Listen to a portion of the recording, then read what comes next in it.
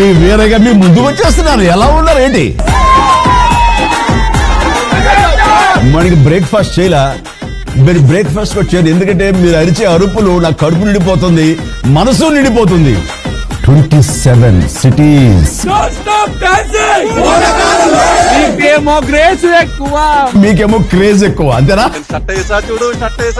నువ్వు చూడకపోతే షర్ట్ ఇప్పేస్తా చూడు, జబ్బలకడి జారు మిఠాయా.